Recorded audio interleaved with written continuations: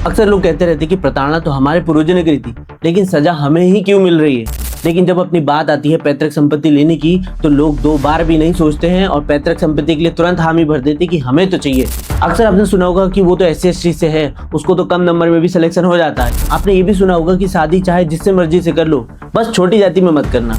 आपने देखा होगा कि अपर कास्ट के लोग संख्या में भले कम होंगे, लेकिन जितने भी बड़े बड़े पद होते हैं, IAS हो गए, सचिव हो गए, मंत्रालय हो गए, और जितनी भी लैंड होल्डिंग होती, मतलब जमीन किन लोगों के पास ज्यादा है, उसमें अधिकतर ऊंची जाति के लोग ही आते हैं। और आपने देखा होगा कि हर पार्टी का बड़ा नेता आरक्षण को सपोर्ट करता है, क्योंकि उसका वोट बैंक है। लेकिन उसी पार्टी के छोटे मोटे नेता आरक्षण को हटाने की बात करेंगे, जिससे कि जनता कंफ्यूजन होते रहे और वोट उन्हें मिलते रहे। पता है लास्ट टाइम जातिगत जनगणना के आंकड़े 1932 में लाए गए थे, उसके बाद से भी जातिगत जनगणना हुई है, लेकिन उसके आंकड़े कभी सामने नहीं लाए गए। और पता है महात्मा गांधी का तो कहना था कि यदि जातिगत भेदभाव खत्म करना है तो उसके लिए अंतर जाति विवाह होना चाहिए। और पता है महात्मा गांधी भी उसी शादी में जाया करते थे जहाँ पर इंटरकास्ट मैरिज हुआ करती थी। और पता है समाज से बाहर निकाले जाने का डर वही आदमी समझ सकता है, या तो पहले से समाज से उसका बहिष्कार किया गया हो, या उसे डर हो कि मुझे कभी भी बाहर फेंका जा सकता है। अब देखो यार, आरक्षण ऐसा मुद्दा है जिस पर आए दिन लोग बहस करते रहते हैं। अभी हाल ही में दिल्ली के जंतर मंतर पर भी आरक्षण हटाओ आंदोलन शुरू हुआ था, लेकिन अभी उसका नाम बदलकर रिजर्वेशन रिफॉर्म आंदोलन कर दिया गया। तो उसी के बारे में आज हम डिटेल में चर्चा करेंगे कि भाई रिजर्वेशन क्या है और क्यों दिया गया था, और इसको हटाने की मांग जो उठ रही है वो क्यों उठ रही है। क्योंकि OBC में भी कुछ खास जाति है रिजर्वेशन का फायदा उठा रही है, और जो रिजर्वेशन में रिफॉर्म की जरूरत है उसे करना चाहिए। एक और मेरा दोस्त था जनरल कास्ट से, उसकी गर्लफ्रेंड भी SC समाज की थी। अब लड़की जो थी वो तो तैयार थी कि भाई मैं तो शादी कर सकती, लेकिन वो लड़का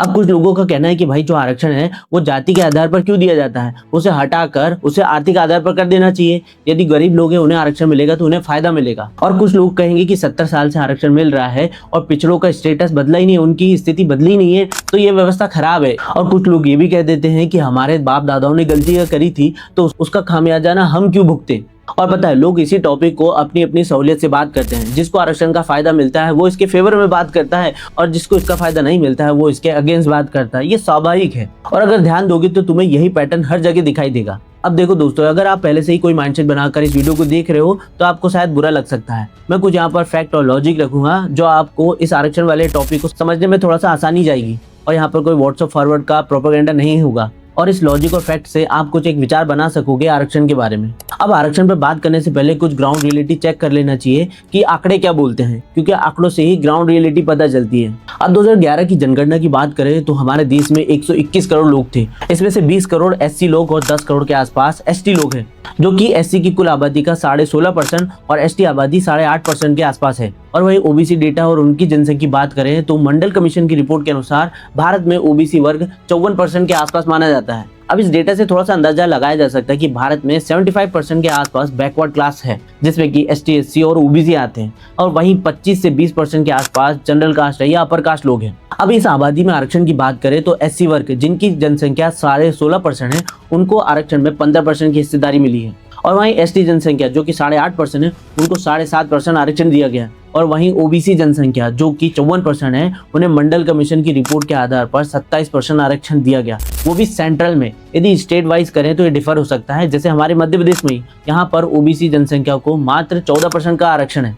मतलब देखा जाए तो 75% आबादी को 50% आरक्षण मिला हुआ है। और इसी के बाद EWS आरक्षण दिया गया है जो कि 10% है, जो इकोनॉमिकल वीकर सेक्शन को दिया गया है, जिसमें कि केवल जनरल कास्ट के आते हैं, वो भी 10% मिला लिया जाए तो टोटल 60% के आसपास आरक्षण भारत में अभी दिया जा रहा है। और जो 40% ओपन है उसमें सभी लोग कम्पीट करते हैं। अब सबसे बड़ी बहस यही है कि भाई आरक्षण खुद अपने हाथ में एक भेदभाव है, वो जाति के आधार पर भेदभाव करता है, किसी को कम और किसी को ज्यादा आरक्षण देता है। जबकि हमारा कानून कहता है कि कानून की नज़र में सब बराबर है, तो जो आरक्षण जो अपने आप में एक भेदभाव करता है उसे हटा देना चाहिए। तो लोगों का कहना है कि जो खुद भेदभाव कर रहा है वो भेदभाव को कैसे मिटा सकता है। अब देखो भाई, इन सबको समझने के लिए सबसे पहले हमें खुद पर अप्लाई करना होगा, अपने घर पर।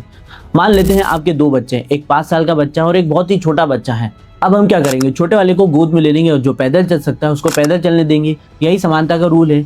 या फिर हम यह कहेंगे कि भाई हमारे घर में तो इक्वलिटी फॉलो होती है, दोनों बच्चे पैदल ही चलेंगे। एक और एग्जांपल से समझते हैं। मान के चलो आपके घर में 2 भाई है और दोनों भाई में से एक भाई कमजोर है और एक भाई हष्ट पुष्ट है, अब डॉक्टर कहता है कि जो कमजोर आपका लड़का है उसको थोड़ा सा पौष्टिक आहार और न्यूट्रिशन की जरूरत है, तो हम इसे न्यूट्रिशन देंगे और उसे सुधार करने का मौका देंगे। हम ये तो करने नहीं बैठ जाएंगे ना कि हमारे पास जो न्यूट्रिशन या फल फ्रूट या जो भी है उसे आधा आधा बांट देंगे दोनों में, कमजोर को भी और जो सही है उसे भी। हम ये करेंगे कि जो कमजोर है उसे थोड़ा सा ज्यादा दे देंगे और जो हष्ट पुष्ट पहले से है उसे ये है कि वो थोड़ा कम में भी गुजारा कर सकता है। अब एक और एग्जांपल से समझते हैं। मान के चलो आप फैमिली के साथ कहीं ट्रेवल कर रहे हो और वहाँ पर जो बस है या ट्रेन है वहाँ पर एक ही सीट खाली मिलती है आपको, और आपके साथ आपकी वाइफ भी है, मम्मी भी है, पापा हैं जो बुजुर्ग हैं और आपका भाई भी है। आप क्या करोगे कि समानता से है कि या तीनों चारों खड़े रहोगे, या उसमें से जो अपनी माता जी बुजुर्ग है या यदि आपकी वाइफ प्रेग्नेंट हो सकती है तो उसे अपनी सीट दे दोगे और उसे बैठने के लिए कहोगे?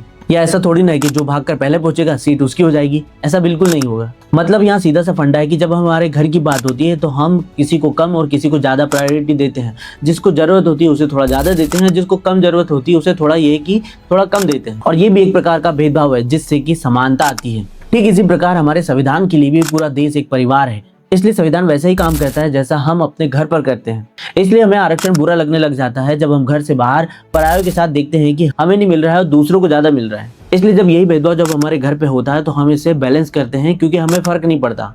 दोस्तों हम इसे एक और एग्जांपल से समझते हैं। मान के चलो किसी परिवार में 3 लड़के हैं और उसमें से एक को इग्नोर किया जाता है और वो हमेशा के लिए छूटा रहता है, और जो उसके पिताजी वो एक को कम आंकते हैं या कम प्यार करते हैं। लेकिन आप देखोगे कि जैसे जैसे बड़ा होगा वो परिवार से और उसके पिताजी से नफरत करने लग जाएगा कि भाई मुझे पापा प्यार ही नहीं करते थे, हमें कुछ दिया ही नहीं है। और यही नफरत आगे चलकर परिवार के लिए खतरा बन जाता है। इसीलिए एक समझदार बाप कभी भी भेदभाव नहीं करता, वो तीनों भाइयों के बीच बैलेंस बनाकर चलता है कि भाई किसी को भी बुरा न लगे और तीनों लड़के मेरे लिए सभी बराबर होते हैं। और यही बात किसी देश पर भी लागू होती है। यदि किसी देश में किसी कम्युनिटी के साथ भेदभाव होता है या उसके साथ बुरा होता है तो देखना आगे चलकर वो बागी बन जाती है। जैसे हमारे देश में छत्तीसगढ़ और झारखंड वाले इलाके जहाँ पर कि लोग नक्सली बन जाते हैं, वहाँ पर कोई भी डेवलपमेंट नहीं हो पाता, तो वहाँ पे लोग है कि रोजगार नहीं पाते, व्यवसाय नहीं हो पाता और जो है कि वहाँ के लोग आगे नहीं बढ़ पाते। और ये बात केवल भारत पर ही लागू नहीं होती है, भारत के बाहर पूरी दुनिया पर लागू होती है। हम हाल ही में एग्जांपल दे रहे हैं पाकिस्तान का। बलूचिस्तान वाला प्रांत है, वहाँ पर पाकिस्तान फंडिंग नहीं देता, वहाँ के स्कूल, सड़क, बिजली, पानी कोई व्यवस्था नहीं करता। इसलिए बलूचिस्तान वाला इलाका पूरा बागी बन चुका है क्योंकि उसे लगता है कि जो पाकिस्तान स्टेट है वो उस छोटे स्टेट या उनका जो अंग है, जो चौथा प्रांत है बलूचिस्तान, उसको सही से डेवलपमेंट का मौका नहीं दे रहा है। इसलिए वहाँ के लोग बागी बन गए और आज पाकिस्तान के लिए ही नासुर बन गए। इसीलिए किसी भी देश के एक राज्य को यदि इग्नोर किया जाएगा ना तो वो बाद में चलकर देश के लिए नुकसान और खतरा बन जाता है। इसी वजह से आरक्षण केवल इंडिया में नहीं दिया जाता, ये पूरी दुनिया के अलग अलग इलाकों में अलग अलग तरीकों से दिया जाता है।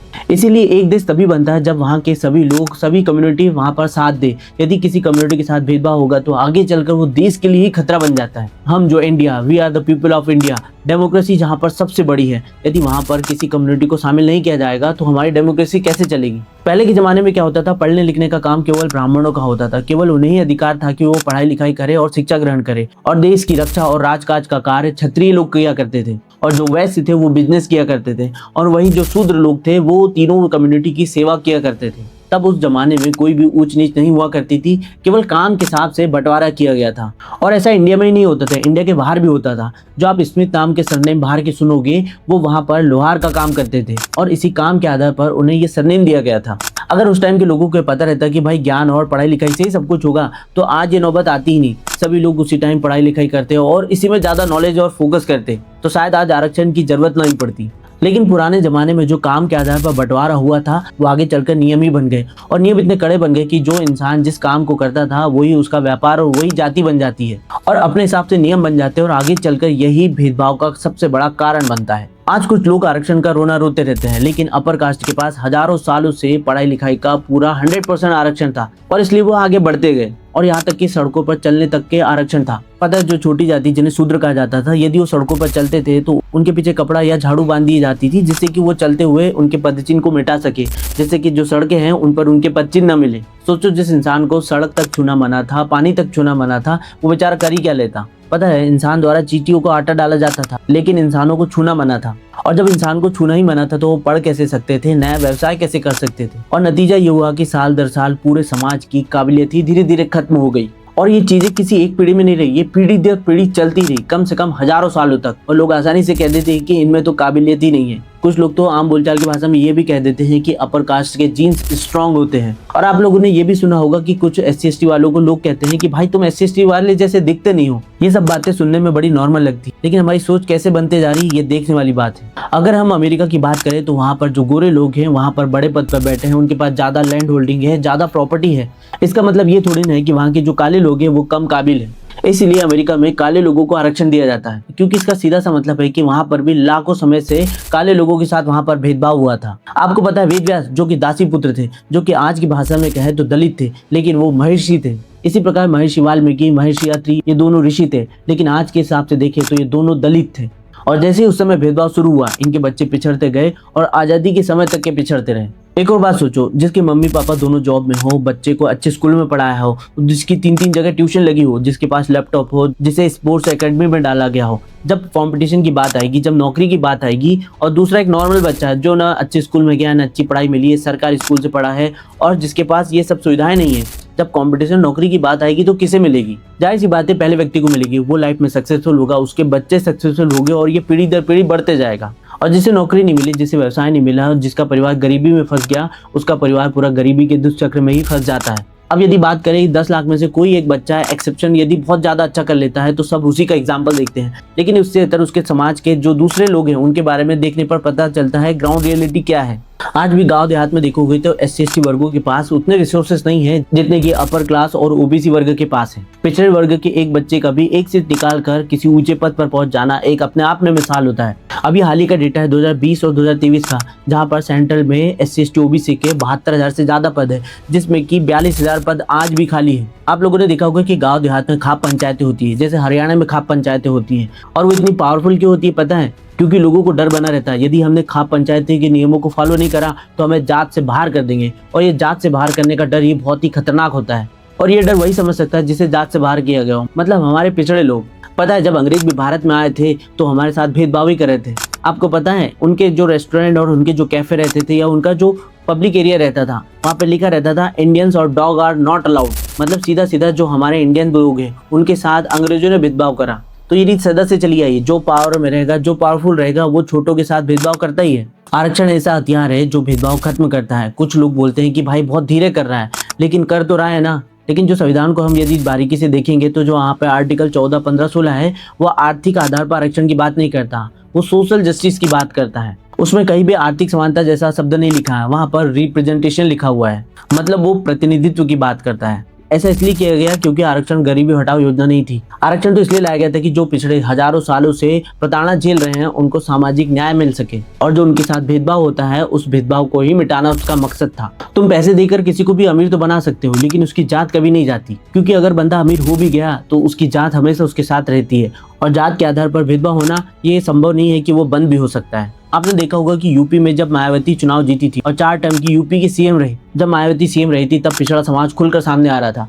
और लोग बोल रहे थे कि पिछड़े भाइयों को उल्टा सीधा कुछ भी नहीं बोलना है वरना पंगे में पड़ सकते हैं। मतलब एक दलित महिला के सीएम बनने से उनके जाति वर्गों का कितना उत्थान हुआ कि वो ऊपर आए, बिना डरे समाज में रह रहे थे। अब कुछ लोग कहते हैं कि भाई ये पूरा जो प्रताड़ना का सीन है वो हमारे पूर्वजों ने करा था, तो उसकी सजा हमें क्यों मिल रही है? लेकिन जब बाप दादाओं की पैतृक संपत्ति पर हक जमाना होता है तो ये जरा भी पीछे नहीं हटते। अब यहाँ पर भी 2 प्रकार के लोग मिलेंगे, कुछ लोग जो आरक्षण के सख्त खिलाफ होंगे और कुछ आरक्षण के सपोर्ट में होंगे। जो आरक्षण के खिलाफ होंगे वो EWS के समय तो चुप रहेंगे, क्योंकि जब लोग इस टॉपिक पे बहस करते हैं तो उन्हें सिर्फ अपना फायदा और नुकसान देखते हैं, उन्हें किसी लॉजिक से लेना देना बिल्कुल नहीं होता। अब यहाँ पर EWS आरक्षण जो कि इकोनॉमिक वीकर सेक्शन लोगों को दिया गया है, उसमें भी पर्टिकुलर जनरल कास्ट के लोगों को ही दिया गया। इसमें भी बड़ा झोल है। तहसीलदार, पटवारी, SDM से सेटिंग करके जो है कि फर्जी सर्टिफिकेट लगा लेते हैं और जिसको सही में मिलना चाहिए उसका हक मार लेते हैं। ऐसे कई एग्जाम्पल आपको ढेर मिल जाएंगे। और इसमें भी सबसे बड़ा चैलेंज है कि भाई कोई आज गरीब है, कल अमीर हो जाएगा, परसों फिर गरीब हो सकता है, और इसका हिसाब और लेखा जोखा रखना भी एक अपने आप में चैलेंज है। आपने देखा होगा कि EWS का फायदा उठाने के लिए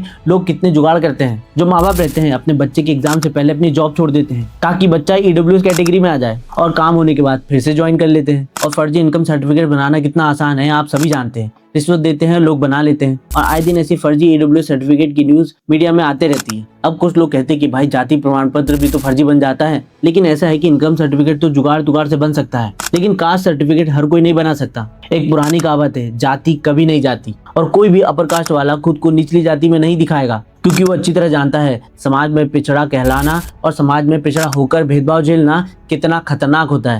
और वैसे भी गांव मोहल्ले में फर्जीवाड़ा करना इतना आसान नहीं होता है। वहाँ पर बाप दादा सबको एक दूसरे को जानते हैं कौन किस जाति का है, और जब नौकरी लगती है ना तो पता चल जाता है कौन सी जाति लेकर नौकरी लगा है। हमारे देश में धर्म बदलना फिर भी आसान है, लेकिन जाति बदलना नामुमकिन है। और पता है अपर कास्ट वाला कभी भी नीची जाति का टैग लगाकर नहीं घूमना चाहता। उसे पता है नौकरी मिल भी गई तो समाज वाले इतना दुत्कारेंगे कि वो जी भी नहीं पाएगा। पता गांधी जी का मानना था कि भेदभाव तभी खत्म होगा जब इंटरकास्ट मैरिज स्टार्ट होगी, और वो उस जमाने में भी उसी शादियों में जाया करते थे जहाँ पर इंटरकास्ट मैरिज हुआ करती थी। और मैं आपको ग्राउंड रियलिटी का सच बताता हूँ। एक मेरा दोस्त था जिसका कि एससी समाज की लड़की से 6 साल का रिलेशनशिप था। वो शादी करने के लिए सोच रहे थे, लेकिन जब लड़के ने घर पे बात करी जो कि ओबीसी समाज से था तो लड़के के घर वालों ने भी मना कर दिया कि भाई शादी नहीं हो सकती। एक और मेरा दोस्त था जनरल कास्ट से, उसकी गर्लफ्रेंड भी एससी समाज की थी। अब लड़की जो थी वो तो तैयार थी कि भाई मैं तो शादी कर सकती हूँ, लेकिन वो लड़का कभी हामी नहीं भरा कि मैं उस लड़की से शादी कर पाऊँ। वो कहता था कि भाई घर से निकाल देंगे घर वाले। एक और एग्जांपल बताता हूँ। एक मेरा दोस्त जनरल कास्ट का था और उसकी गर्लफ्रेंड ओबीसी समाज से थी। अब मैंने कहा कि भाई तुम एक जनरल का हो, एक ओबीसी समाज से हो, तो शादी तो कर सकते हो ना। तो उसने कहा कि भाई मैं तब भी शादी नहीं कर सकता, वरना घर वाले घर से निकाल देंगे और समाज वाले समाज से निकाल देंगे। ये हमारे समाज की एकदम डार्क रियलिटी है। थोड़ा समय में पीछे चलते हैं। आज़ादी के पहले जब अंग्रेजों का शासन था तब वहाँ पर हमारे यहाँ चुनाव होते थे। तो उस चुनाव में जो दलित जाति के वर्ग के नेता थे उनका रिप्रेजेंटेशन बहुत ही कम था। तब उस समय अपर कास्ट के दबदबे को देखते हुए तब पिछड़ों ने भी अलग चुनावों की मांग करी, और यही वो मूवमेंट था जब सबको समझ आया कि निचली जातियों के बिना अंग्रेजों के सामने उनकी भी पॉलिटिकल वैल्यू जीरो हो जाती है। और उसी के बाद डॉक्टर अम्बेडकर और अंग्रेजों के बीच पूरा पैक्ट हुआ, जिससे आरक्षण की व्यवस्था देश में लागू हुई। अगर किसी को लगता है कि एससी एसटी ओबीसी सब बराबर लेवल पर आ गए हैं तो घर से बाहर निकलकर किसी रेडी पटरी वाले या किसी मजदूर के पास जाकर उससे जात पूछ लीजिएगा। गलियों में कचरा साफ करने वाले, सुबह सुबह कचरा ढोने वाले, नगर निगम में सफाई करने वाले, ये सब किस कास्ट के हैं आपको पता चल जाएगा। वहाँ पर कोई भी सिंघानिया, मल्होत्रा, तिवारी, दुबे जी, चौरसिया, राजपूत ये नहीं मिलेंगे। दिल्ली, मुंबई, इंदौर, कोलकाता जैसे बड़े शहरों में चाय की टपरी और एसी ऑफिस में बैठकर बात करना बहुत ही आसान है कि आरक्षण खत्म कर देना चाहिए, लेकिन जब आप गाँव और कस्बों की तरफ जाते हो तब आपको ग्राउंड रियलिटी पता चलती है। अपर कास्ट में अधिकतर ऐसे लोग हैं जो चाहते हैं कि एससी एसटी जो उनके भाई लोग हैं वो ऊपर आए। अभी हाल ही में हमारे राष्ट्रपति एक मंदिर गए थे, लेकिन शुरुआत में मंदिर में प्रवेश नहीं दिया जा रहा था, लेकिन जब बाद में सफाई दी गई तब जाकर मंदिर में जाने दिया गया। अभी हाल ही में मल्लिकार्जुन खड़गे जो कि भारतीय राष्ट्रीय कांग्रेस के नेशनल प्रेसिडेंट है, उन्हें एक प्रोग्राम में जाना था। वो प्रोग्राम में गए, उसके बाद वो वापस आ गए। जब प्रोग्राम से वो चले गए तो वहाँ के जो पुजारी लोग हैं उन्होंने वहाँ के प्रोग्राम के स्थल को गंगा जल से शुद्धिकरण करा। तो आप सोच सकते हो कि ये कितनी बड़ी मानसिकता अभी भी हमारे समाज में है। मैं आपको एकदम रियल एग्जांपल बताता हूँ। जब मैं पीएससी की तैयारी किया करता था तब हमारे फ्रेंड सर्कल में एक दोस्त था। हम साथ में टेस्ट देने जाते थे, साथ में बैठते थे, साथ में खाते थे। जब रिजल्ट आया तब वो डीएसपी रैंक पर सेलेक्ट हुआ। तब जाकर मुझे पता चला कि उसकी कास्ट एससी है। मतलब उसे कितना डर होगा कि अपने ग्रुप में अपने दोस्तों को अपनी कास्ट तक नहीं बताए। वो हमेशा ओबीसी कास्ट बताया करता था, लेकिन जब रिजल्ट आया तब पता चला कि वो एससी समाज से है। आपने आज भी देखा होगा कि गांव देहात में ऐसी समाज की जो बस्ती रहती है वो गांव से बाहर दूसरे कॉर्नर में रहती है, और वहाँ के लोग, वहाँ की बस्ती, वहाँ का पानी सब कुछ अलग रहता है। तो ये आज भी भेदभाव 2026 में हमारे देश में मौजूद है।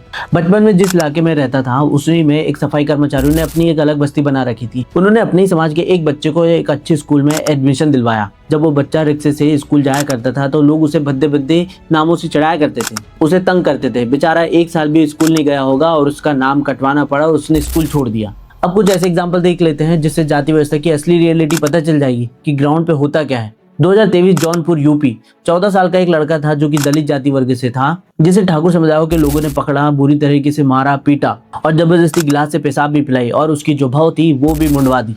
2021 सहारनपुर, एक दलित इंजीनियरिंग के छात्र को पकड़ा और उसे पकड़कर जबरदस्ती सैलून ले जाया गया और उसकी जो भौं थी वो मुंडवा दी।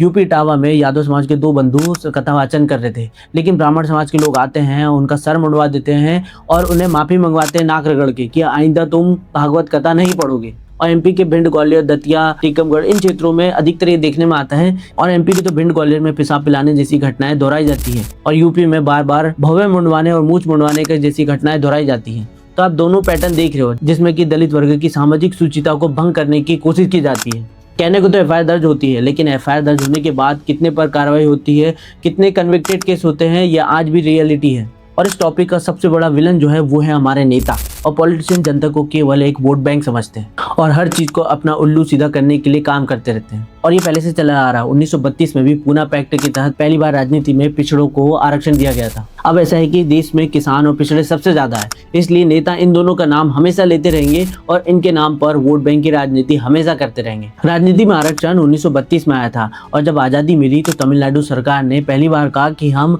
शिक्षा में भी आरक्षण देंगे और पहली बार शिक्षा में आरक्षण तमिलनाडु सरकार ने दिया। इसके बाद देश के प्रधानमंत्री मोरारजी देसाई बनते। उन्होंने कहा कि ओबीसी की 52% के आसपास जनसंख्या है तो उन्हें भी आरक्षण मिलना चाहिए और उन्होंने मंडल कमीशन बना दिया जिसने 27% ओबीसी आरक्षण की सिफारिश करी। अब मंडल कमीशन बन तो गया था लेकिन सिफारिश लागू करना इतना आसान भी नहीं था। सभी राजनेता इस पर कुंडली मार के बैठ गए, चाहे इंदिरा गांधी की सरकार आई हो चाहे राजीव गांधी की सरकार आई हो, किसी ने कुछ भी नहीं करा। और फिर 89 में वीपी सिंह की सरकार आई। उस सरकार में हर कोई प्रधानमंत्री बनना चाहता था और वीपी सिंह को यूपी में अपना सिक्का भी जमाना था। तो जिन नेताओं ने मंडल कमीशन को हाथ भी नहीं लगाया था, वीपी सिंह ने उस मंडल कमीशन की रिपोर्ट जिसमें 27% ओबीसी का आरक्षण था उसको लागू कर दिया। अब यहाँ पर आरक्षण 50% हो जाता है। फिर आया नरसिम्हा राव की सरकार। उन्होंने दाव खेला कि हम इकोनॉमिक वीकर सेक्शन को 10% रिजर्वेशन देंगे और यहीं से ईडब्ल्यूएस वाले आरक्षण की शुरुआत हुई थी। मतलब जो आरक्षण सोशल इशू था उसे वोट बैंक की राजनीति बना दिया। हर कोई आएगा वो आरक्षण की लिमिट बढ़ा देता है। अब इसे ऐसे समझिए कि कोई भी राजनेता ये चाहता है कि मैं सिस्टम में घुसकर ऐसा कुछ काम करूं कि आने वाली पीढ़ियों तक ये हमें वोट देते रहे।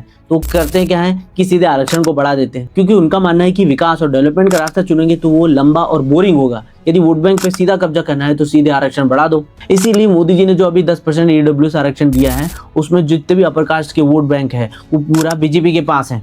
इसलिए हर कोई नेता आरक्षण हटाने की बात नहीं करता, हर कोई बोलता है आरक्षण को लिमिट बढ़ाएंगे और सबको आरक्षण देंगे। क्योंकि अगर गलती से भी किसी ने आरक्षण खत्म करने की बात करी तो उसकी राजनीति और उसके खानदान की राजनीति पूरी खत्म हो जाती है। इसीलिए इतिहास में कभी भी किसी नेता ने आरक्षण हटाने की जद्दोजहद नहीं करी, उल्टा सबने इसमें वोट बैंक के लिए घी डालने का काम करा। इसलिए वोट बैंक के चक्कर में हर बार सरकार ने आरक्षण की लिमिट को बढ़ाया है, चाहे वो SC/ST के लिए हर 10 साल में आरक्षण की लिमिट बढ़ाना हो, चाहे मंडल कमीशन के द्वारा ओबीसी आरक्षण देना हो, चाहे मोदी गवर्नमेंट के द्वारा 10% ईडब्ल्यूएस अपर कास्ट को आरक्षण देना। लेकिन अब समय आ गया है कि रिजर्वेशन में रिफॉर्म होने की बहुत ही ज्यादा जरूरत है। जैसे ओबीसी में क्रीमी लेयर का फॉर्मूला है वैसे ही SC/ST में भी क्रीमी लेयर का ऑप्शन आना चाहिए। यदि कोई SC/ST वाला यदि एक बार आरक्षण का फायदा ले चुका है तो उसी के समाज में जो कमजोर वर्ग हैं जिन्हें आरक्षण का फायदा नहीं मिला है उन्हें मिलना चाहिए। ये रिफॉर्म लाना चाहिए। अब इसके लिए गवर्नमेंट कमेटी बनाए, संगठन बनाए, जो कुछ कर सकती है वो करना चाहिए और जो रिजर्वेशन में रिफॉर्म की जरूरत है उसे करना चाहिए। इसलिए मेरा मानना है कि पूरा जो रिजर्वेशन है उसको अभी तक पूरी तरीके से बंद नहीं करना चाहिए।